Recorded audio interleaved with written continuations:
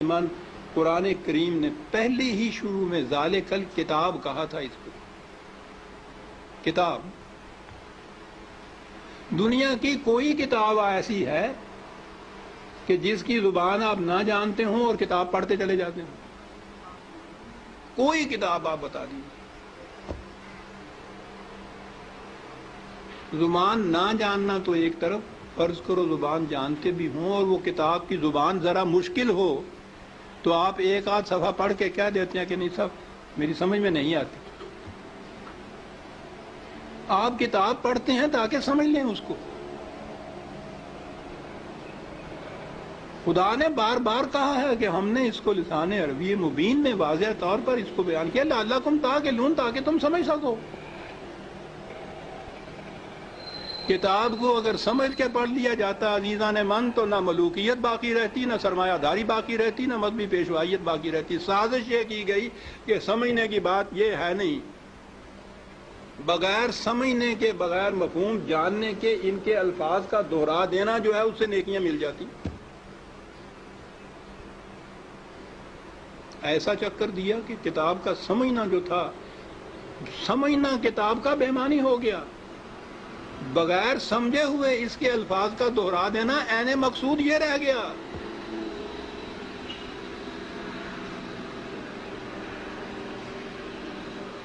اعلیٰ سے اعلیٰ درجے کی کسی طبیب، حکیم کی، فلاسفر کی نسخوں کی کتاب، ہر مذہب کا نسخہ جہاں لکھا ہو اس کے اندر آپ اس کو سمجھے نہیں اس زبان کو، اور وہ نسخے زبانی یاد کر لیں اور صبح اٹھ کے ان کو نسخوں کو رٹتے رہیں، شام تک بولتے رہیں.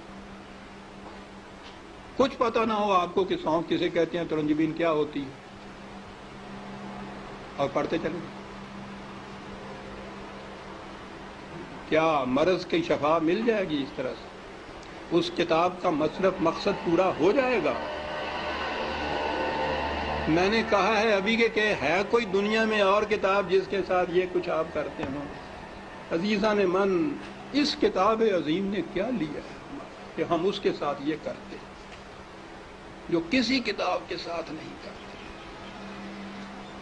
یہ سب اس لیے کہ یہ سمجھ میں نہ آ جائے، کہیں ہو نہ جائے آشکارا شرع پیغمبر. کہیں یہ آج ہی کی سازش نہیں ہے، شروع سے چلی آ رہی ہے. یہ لگا دو اس لائن کے اوپر کہ دہراتے جاؤ اس کو ساتھ بغیر سمجھے. نہ وہ آگے جو امام کھڑا ہوتا ہے حافظ، اس کو پتا ہوتا ہے میں کیا لفظ دہرا رہا ہوں، نہ یہ سننے والوں کو پتا ہوتا ہے کہ یہ الفاظ کیا معنی رکھتے ہیں. دونوں ہی مطمئن ہوتے ہیں کہ ثواب حاصل ہوتا ہے. اس کتاب کے ساتھ کیا کی تو ہم میں اور ان میں کیا فرق ہے جن کے پاس وہ کتاب نہیں ہے؟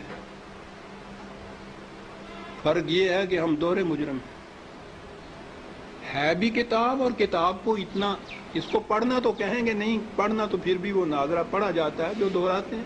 ناظرہ پڑھنا بھی تو یہی ہوتا ہے، الفاظ ہی ہوتے ہیں جن کو دہراتے ہیں ہم. یہ کتاب ہدایت تھی، یہ وہ نقشے اس میں دیے ہوئے تھے کہ فلاں دوراہے پہ پہنچو تو دائیں کی طرف مڑ جاؤ تو اس طرف جاؤ گے، بائیں کی طرف کا راستہ اس طرف چلا جائے گا. نہیں سمجھتے اس کو. ہر مرض کی شفا تھی اس میں، دہرائے چلے جا رہے. یہ ایک پورا ریلا حفاظ جسے کہتے ہیں، صرف حفظ کیا ہوا کچھ معنی نہیں جانتے. اسی میں وہ پھر قاری آ جاتے ہیں، حفظ بھی کیا ہے، پڑھتے بھی ہیں، پھر قرأت کے ساتھ گا گا کے پڑھا جاتا ہے.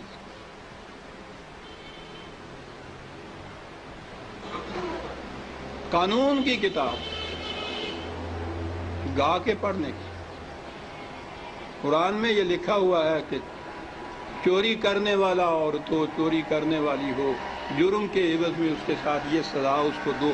اب اس کو آپ گاتے چلے جائیے قانون کو.